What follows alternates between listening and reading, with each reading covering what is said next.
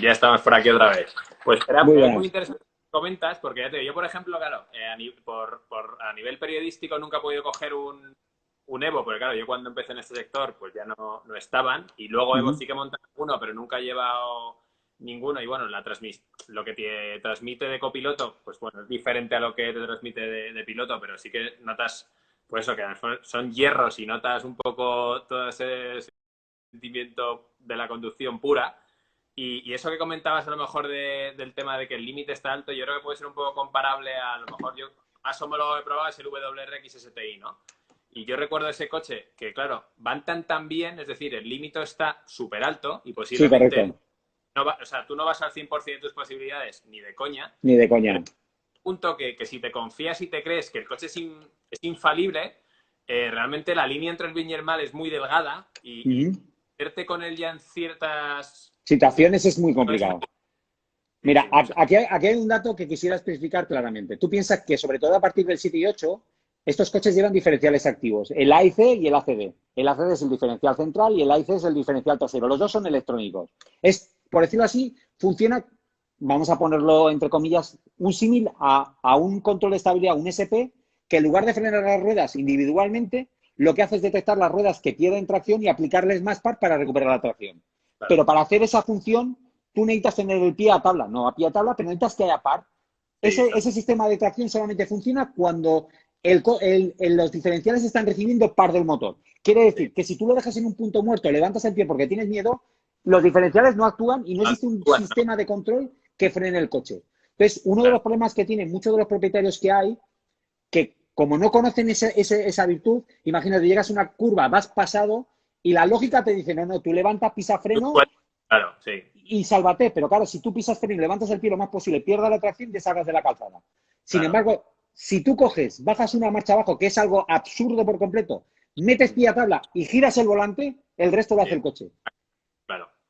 Créeme que es un acto de fe, porque tú realmente dices, vamos a ver, lo que me estás contando es completamente una Sí, claro. locura.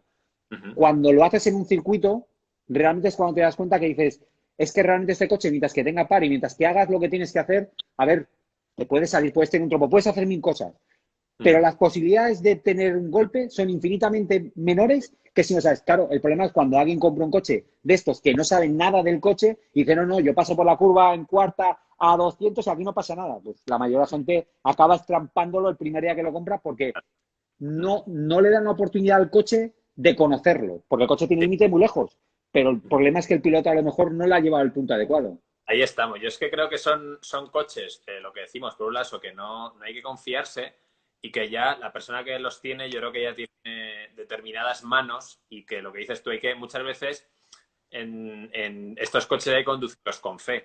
O sea, hombre, no hacerlo en plan a lo loco de voy a Hombre, probar, lógicamente. hay que tener por lo menos un poco de teoría, ¿no? Decir, oye, mira, ¿cómo funciona esto? Si hago y tal, ¿no? Al final.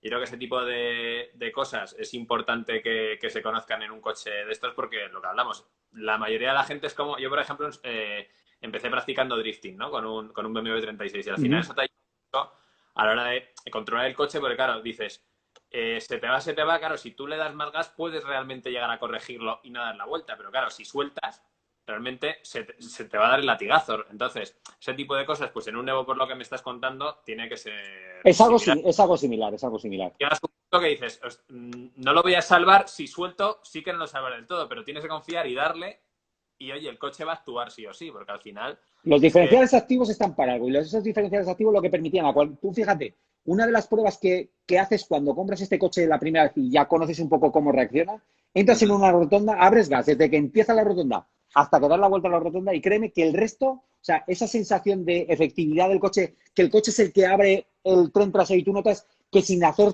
drift, lógicamente, pero haciendo que deslice el tren trasero, hace la rotonda completa sin que el coche, y dices, ¿cómo ha podido hacer? O sea, esto es, o sea, realmente sales de las rotondas con una sonrisa de gilipollas y realmente el coche es el que ha hecho todo. Tú simplemente has tenido la fe de tener la marcha adecuada metida, adecuada y nada más, porque realmente tengo una cosa, si tú estás una marcha por debajo de la que podría llevar el coche, jamás en la vida vas a tener problemas con el coche, porque el coche, a ver, irá un poco más revolucionado, pero realmente siempre va a tener la tracción suficiente como para salir de cualquier problema. Y muchas veces en estos coches, primero tienes que conocer el coche antes de llevarlo al límite y de estamos. llevarte al límite. No, no, Que está. está claro que es un poco ahí, por eso me sorprendió un poco a lo mejor la labor que hacía Rallyhard en su día de llamarte, oye, ¿sabes cómo va esto? O sea, Pero que, es que esos detalles de los diferenciales me lo contaron ellos y claro, yo en aquel momento decía, es que eso no lo encuentro en ninguna parte. Nadie me ha contado esto cuando yo compré el coche. Sí, tú claro, sabes que es el coche que viene en los rallies, pero tú no sabes, sí, sabes que lleva una tracción integral. Yo para mí es la tracción integral, ya te lo dije el otro día, yo para mí la tracción integral más evolucionada del mundo y yo no creo que ninguna marca, no digo que no existe tecnología para hacerla, existe tecnología para hacerla mejor, pero sí, sí, claro. ninguna marca va a perder el tiempo en hacer una tracción integral para un vehículo de calle Sí. que está traída del mundo de los rallies. Sí, porque al fin y al cabo aquí realmente lo que buscaban era efectividad pura y dura. Entonces, si lo buscaban en la competición, lo aplicaban a la calle. Entonces, claro, ahí tenían un desarrollo brutal y al fin y al cabo Mitsubishi es que tenía el Lancer para eso. O sea, realmente para evolucionar en las carreras, pero claro, también para evolucionar los coches de calle, que Sin eran duda. máquinas, porque volviendo un poco al tema del 7, claro, que a lo mejor aquí rebajan un poco la potencia, los 265, llegas con el 8, que ya lo subes otra vez, pero aquí No, fue al tenemos revés, fue al revés. El 7 salió con el 280 y el 7, 8 salió con perdón, 265. el 8, 265, pero el 8, el Ujú. MR con 280 otra vez. Sí, correcto. Pero tú Claro, piensas que el MR que trajeron aquí realmente, a ver, fue una estrategia de marketing. Realmente el 8MR como tal no se vendió en España. Solamente lo vendía el departamento deportivo de manera interna y era una versión RS, ni siquiera, o sea, se venía con ventanillas manuales, o sea que sin radio ni nada de nada. has comprado un concesionario, el El MR sí que... 8MR no se podía comprar en concesionario. Yo es que pensaba que a raíz de ahí, claro, o sea, yo pensaba que también, que tú podías y luego ya podías elegir. O sea, que el MR, por ejemplo, tenías que ser a través de Rallyar también. Correcto. ¿Y sabes por qué pasó esto? Pasó esto por la siguiente razón. Tú piensas que normalmente cuando nos llegaban a nosotros los coches había pasado un año prácticamente de su salida. Que si el coche salía en enero, aquí te llegaba en noviembre o diciembre de ese año o enero del año siguiente. ¿Qué pasa? Que te acaba pillando la versión siguiente. Y si tú has traído una serie de unidades que trajeron unidades de Evo 8, tuvieron que sacar, las últimas unidades de Evo 8, tuvieron que sacar una edición Rallyar que no deja de ser las últimas unidades que tenían en las campas, les metieron una especie de kit Rallyar que ellos Sí. fabricaron similar al que vendían, un poco más económico, y sacaron una edición mucho más barata, me refiero, respecto a lo que era, para poder sacar esas unidades antes de que saliera el Evo 9. Pero como Y tenía el Evo 9 ya a la vuelta de la esquina, esos Evo 8 MR que dices que sacaron, trajeron unas poquitas unidades, unas papilotos de rally, y se quedaron 2 o 3 unidades matriculadas como de calle. Pero vamos, fue más un tipo de marketing, porque realmente salen en las revistas, pero tú no podías ir a concesionar a comprarlo. ya, pues yo te digo, yo pensaba que tú podías ir allí a Y pedirlo. de hecho, Hombre, y de hecho, no existió catálogo como tal de compra. Tú no ibas al catálogo y decías, no, quiero el catálogo del Evo 8MR. No existía, porque yo tuve todos los catálogos y el 8MR podías conseguir el japonés, pero aquí no existía ese catálogo como tal. joder, pues eso también es curioso, ¿eh? La verdad. Que A de ver, esto...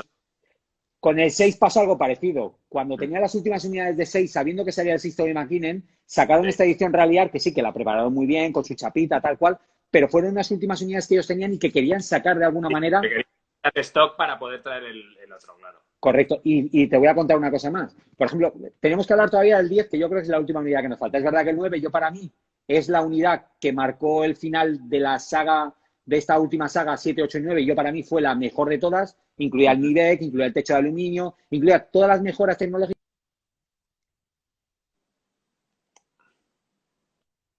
Llevó el motor Sí, del 463 Turbo yo creo que hasta el punto más álgido. Quiero decir, fue la última evolución del motor. Ya cuando sacaron el Evo 10, cambió, ya no solamente cambió la plataforma, sino que mecánicamente también se pasó al 4V11 Turbo. que Entonces, era yo totalmente era un bloque completamente de aluminio. De hecho, hay mucha gente que decía que si tenía el mismo motor del Hyundai el i30N y tal y cual, pero bueno, se supone que parten de una misma base tecnológica, pero luego cada uno fabricó su motor a su manera. O sea, que no tiene nada que ver el motor de uno y otro, son motores completamente diferentes. Pero yo a lo que iba es que ese salto cualitativo cuando llegó el 10, considero que era lo que te he comentado el otro día, considero que comercialmente la marca se equivocó. Quiso fabricar un M3 con nombre de Evo y se equivocaron. Querían vender un coche que valía 60.000 euros, con muy exclusivo, con un equipamiento muy extenso, que nada tenía que ver ni con el mundo de los rallies ni con lo que habían vendido años atrás. No, El claro que coche no. era más efectivo, tenía un mejor chasis, tenía una mejor base. Totalmente, estoy completamente de acuerdo. Yo los he visto y es algo increíble. Pero el El concepto concepto. del coche, el peso, un montón de cosas que yo creo que fue donde fueron un poco en contrapunto a lo que realmente si hubieran ofrecido una versión, podrían haber ofrecido esa versión como opción, que decir, oye, os doy como opción esta versión Más equipada. equipada, correcto, un MR, y de hecho, fíjate, lo llamaron MR cuando había sido siempre Mitsubishi Racing como, por decirlo así, la versión más deportiva radical, y ya automáticamente dijeron, no, no, este es el Mitsubishi Lancer MR.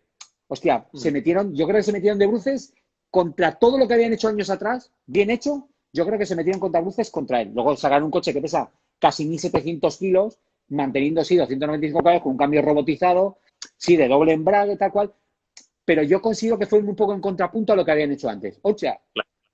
si tú Yo sé que llegas a prensa y el das error, el vehículo que tienes que dar, claro, la yo historia creo que hubiera cambiado. por ahí. Yo creo que quisieron sacar un coche para competir con otro tipo de coches, pero que estaban en otra liga. O sea, yo creo que Correcto, todo estaba.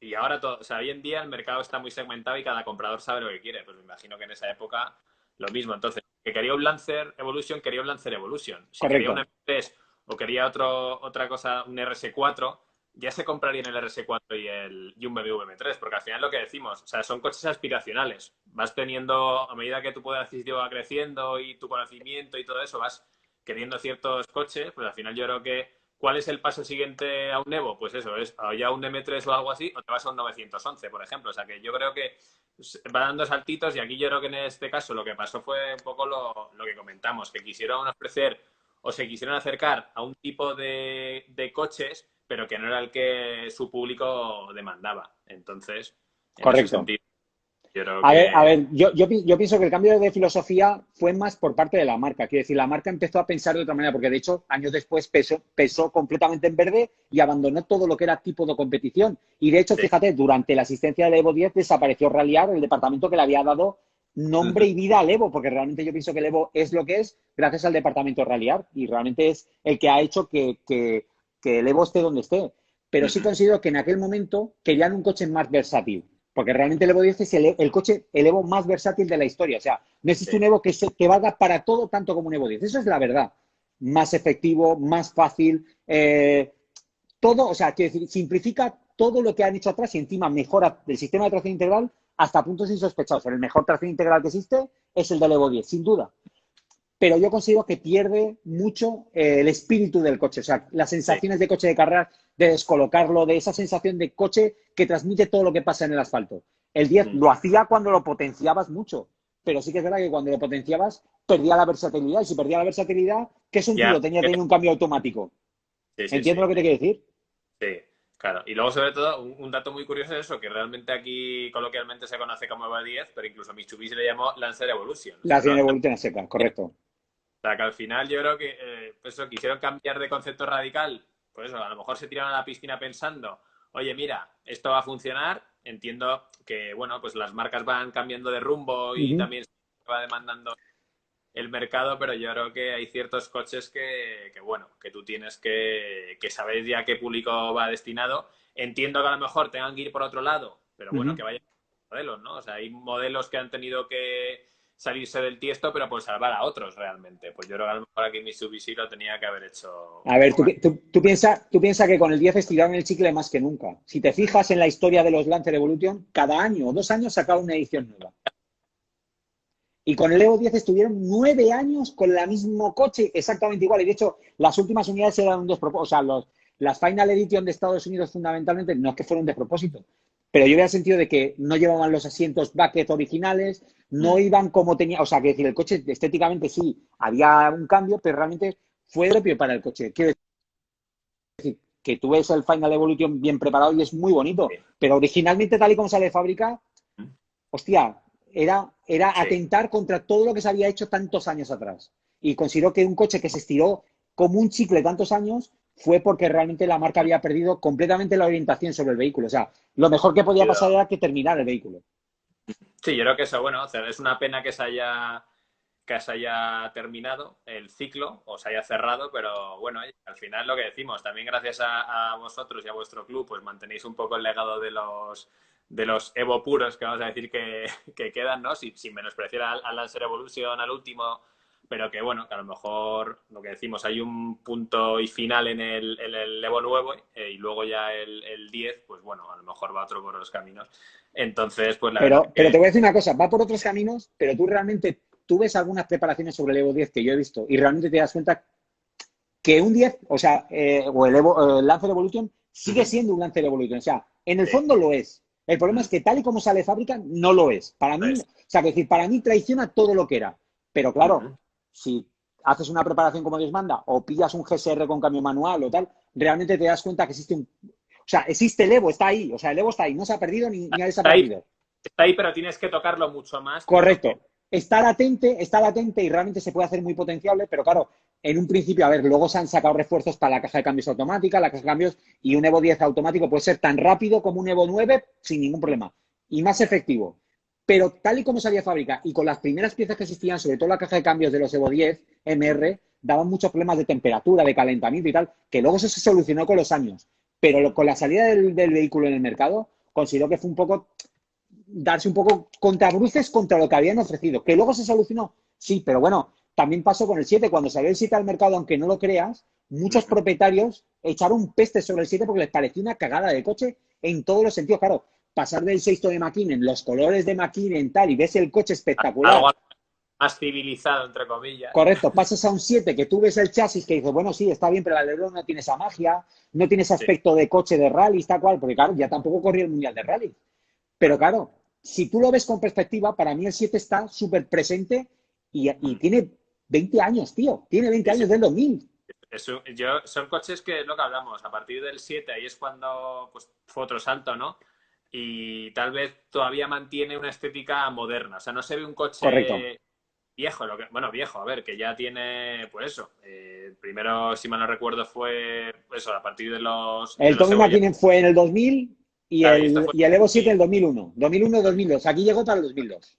Claro, realmente que al final, o sea, que ha pasado años, ¿eh? O sea, Han parece que pasado ha muchos sido años. ayer, pero sí, sigue viendo un coche actual. Pero bueno, lo que hablamos, que al final, bueno, la historia es así, no la escribimos No, y nosotros. escucha, y a cada modelo con los años lo colocan un poco en su sitio, porque pasó con el 7 que echaron pestes y ahora mucha gente reconoce el 7 y le gusta más la estética del 7 casi que de un 9 porque está menos vista. Con el Sí, 8 pasó lo mismo, mucha gente empezó a cambiar parachoques y trasera porque decían que el 8 pues que no tenía el estigma del 9. Pero ¿qué claro. pasa? Que luego te das cuenta que cada coche tiene como, yo creo que tiene, o sea, tiene su magia. Un 8 es un 8 y tiene sus cosas buenas, el 9 tiene sus Creo que, cosas buenas y cada modelo al final acaba poniéndose en su sitio al cabo de la historia. yo creo que al final, lo que decimos, cuando lo vemos todavía por las calles, aún se pueden comprar, decimos, bueno, pues eso, lo modifico aquí, lo modifico allí, y claro, a medida que va pasando el tiempo y cada vez van quedando menos y cada vez es más difícil encontrarlos, pues a lo mejor de estricta serie, O con pues a pocos lo mejor kilómetros, o con pocos kilómetros. Encontrar ahora mismo un Evo con menos de 100.000 kilómetros, por eso. a verlo los haylos. El mío tiene 60.000, pero a verlos hay muy pocos. Y poco si tienes que pagarlos también. Entonces, yo creo Correcto. que eso, a medida que van pasando, yo creo que pasa un poco con muchos coches, ¿no? Que a medida que van pasando los años, te das cuenta y dices, joder, pues de serie también molaba, en su día a lo mejor lo demonizaron un poco, pues a lo mejor pasa en su día con el último, con el 10. Con el Pues 10. a lo mejor es un... Yo para mí ha acabado colocándose, o sea, quiero decir, ha acabado teniendo su mercado. En un principio no los quería nadie y de hecho, tú fíjate, se vendieron en 60 originalmente por Mitsubishi y acabaron vendiendo algunas unidades en 40 y pocos porque no había manera de sacarlos de las campas y se estaban oxidando en la campa. O sea, no había manera de que Mitsubishi los sacara porque nadie los quería. ¿Por qué? Pues Sí, porque considero que cuando sacas un vehículo a prensa y hace el ridículo, entre comillas, porque no hicieron las cosas comprar, como debían, claro. pero no porque el coche fuera malo. El problema fue que lo que quisieron ofrecer al mercado era erróneo. No nos Claro. equivoquemos. O sea, el coche malo no era. El concepto tiene un concepto equivocado el coche. No es que sea malo, es que va orientado Correcto. hacia algo que no es así. Y que o sea, con dos cosas el coche realmente era tan efectivo más que cualquier coche anterior. Claro. Ujú. Pero Sí, sí. claro, es lo que hablamos. El problema ha sido que con los años sí que es verdad que considero que el 10 ha acabado colocándose en su sitio. Sigue Mm. siendo menos valorado que un 9. Yo para mí ahora la unidad más cara, tú puedes encontrar un 6 de máquina en Nacional, se te puedes Mm. ir a 70.000 euros por él, o 60.000 o Vale. 50.000 euros sin problema. Sí, Pero sí. también te digo una cosa, también vas tú a buscar en internet un 9 armado como Dios manda, bien cuidado, con pocos Y viene. kilómetros, y puedes pagar más de 40.000 euros por él. Y estamos hablando de un 9 que ya tiene sus años. Sí, Pero sí, también es verdad que, claro, depende de la unidad, depende del material que lleva, si lleva todo el material pata negra, tal. Esto es un poco, depende, claro, la oferta y la demanda. Si los pagan ahí, es porque hay alguien que los paga, ¿sabes lo que te quiero decir? lo que decimos, ahí depende un poco eso, tanto de vendedor, de la prisa que tenga en quitarse en medio el coche, tanto de comprador, que a lo mejor, o que prefiere una unidad de serie y Correcto. tienes dinero para gastárselo y tal, o al que dice, oye, mira, me da igual que esté tocado, pero está, pues a lo mejor como puede ser el tuyo, el actual que tienes ahora, ¿no? Que dices, oye, mira, está preparado, pero está bien hecho, pues a lo mejor la persona que dice, oye, pues mira, sí, aunque esté preparado, pero está bien hecho, pues lo pago porque hay pocos así en España. Entonces, lo que decimos, es toda oferta y demanda, pero bueno. Eso porque manda. Yo considero que después de esta gran crisis es muy posible que los precios a lo mejor tengan una tendencia a bajada. Considero que pasará, o sea, que decir, o tardará mucho en venderse, o el que quiere vender y quiere vender al precio adecuado, pues tendrá que esperarse, tendrá que Claro, esperarse.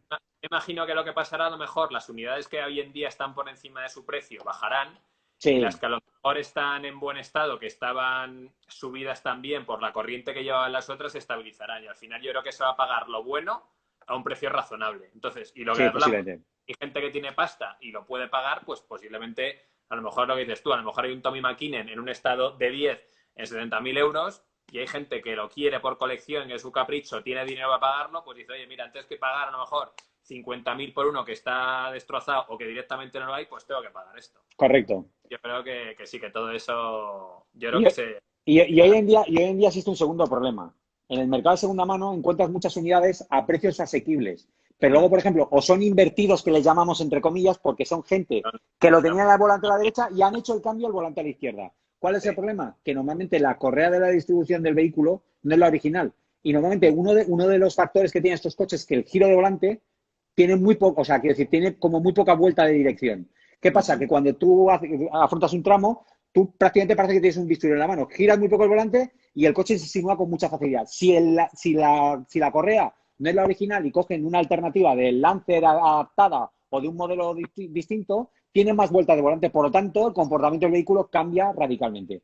No se comporta igual y no está tan fino hecho. A ver, hay alguno que sí que lo tiene bien hecho, pero claro, compras barato, acabas teniendo que matricularlo, te cuesta un dinero, acabas teniendo que cambiar el volante, cuesta un dinero, y entonces es un proceso que encima vas a tener el coche para un montón de meses. Entonces, claro, ¿qué pagas? ¿20 y pocos o pagas 30 y muchos, pero te llevas una unidad de puta madre? Pues a lo mejor esa diferencia de precio sí es dinero, pero disfrutas el coche desde el minuto cero y de la otra manera tienes que hacer un proceso enorme para llevar ese coche a poder homologar. Venga, has pagado 18 por el coche, de puta madre. Lo traes, movidas con homologaciones, movidas con la dirección, movidas con el cambio de volante. Bueno. Y luego imagínate estar en tu lado, estar en el lado derecho y tener que parar en un parking.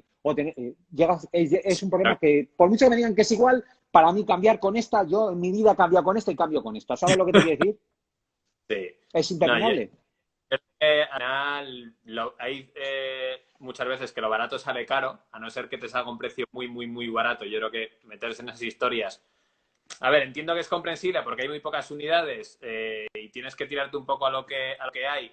Ojo, pocas unidades que sean baratas, por así decirlo, ¿no? Que Sí, luego eso a es lo mejor verdad. si subes el costo las encuentras, pero pues bueno, por desgracia aquí el mercado manda y esto ha subido, pues hay que adaptarse, ¿no? Y es mejor, yo creo que casi lo que te ibas a gastar, no es lo mismo a lo mejor es a gastarse 30.000 de un plumazo que 18 y luego ir haciéndole cosas, eso es comprensible, pero yo creo que ya que haces el esfuerzo, ya que es un coche al final de capricho, ya es un coche coleccionable, pues bueno, pues si te lo puedes gastar, Si te pero lo puedes gastar... gastar, no merece el problema. Pero ¿sabes qué pasa? Que hay gente que también ha visto muy buen tirón en esta historia. Quiero decir, saben que en el mercado español se demandan y se pagan dineros muy altos. Claro, ¿Qué pasa? Me voy a Rusia, me voy a países del este, o me voy a sí, Inglaterra y traigo unidades, o me voy a Japón y traigo unidades, y ya, las matriculo y las pongo a la venta. ¿Qué pasa? Que esas unidades pueden tener incluso el volante en el mismo sitio, pero hay sí. que ver de dónde vienen, cómo están de óxido, cómo están de cuidadas, hay muchos términos ahí que tú puedes comprar una cosa barata y tener un pisapapeles de puta madre del garaje, ¿sabes? Ahí.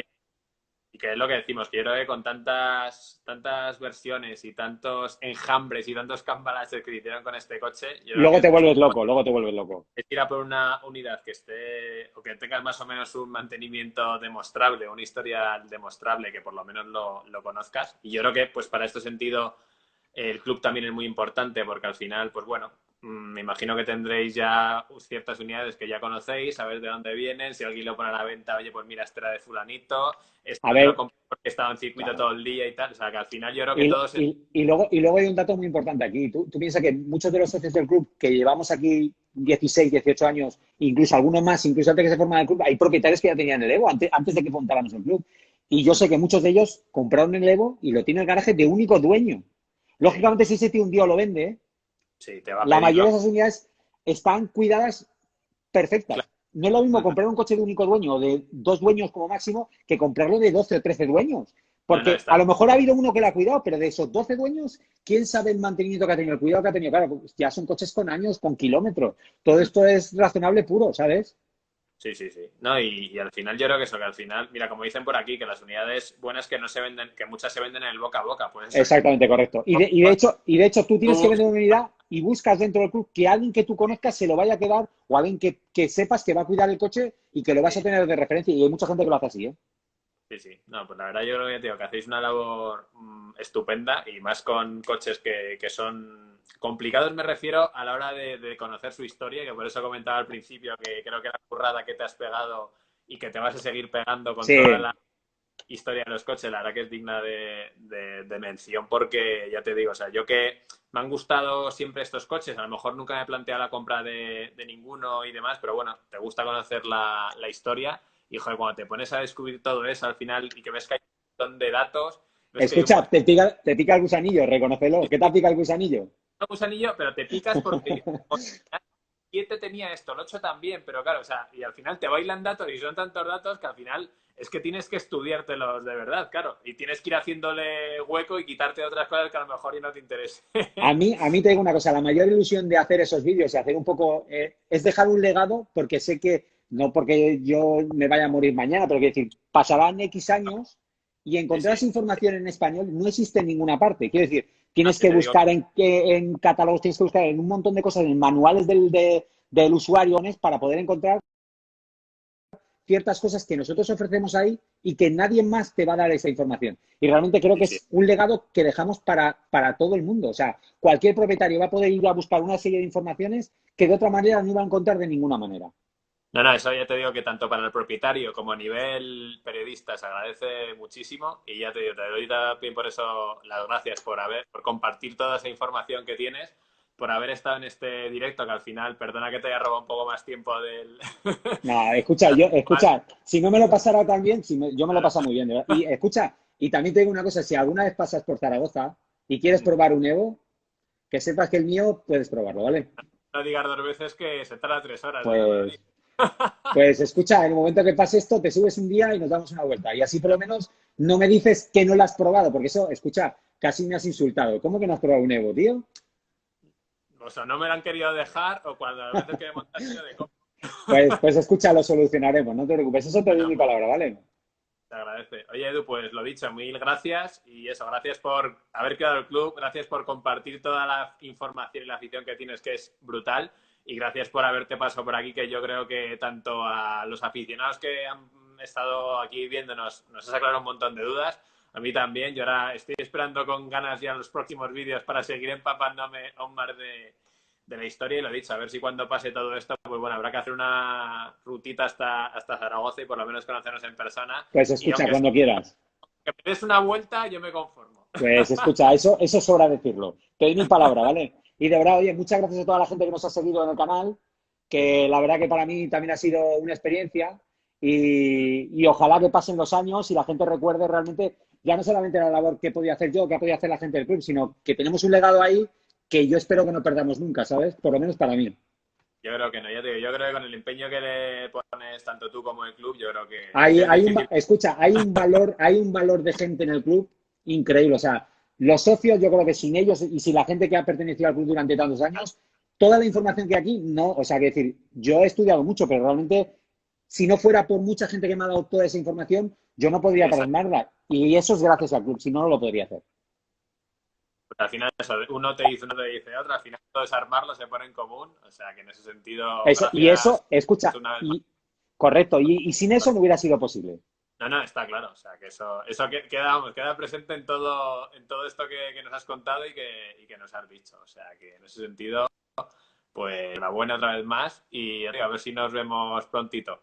Muchas gracias, de verdad. Cuídate mucho y nos vemos pronto, ¿vale? Bueno, un abrazo, Eduardo. Un Gracias a saludo. todos. Adiós. Chao. Chao.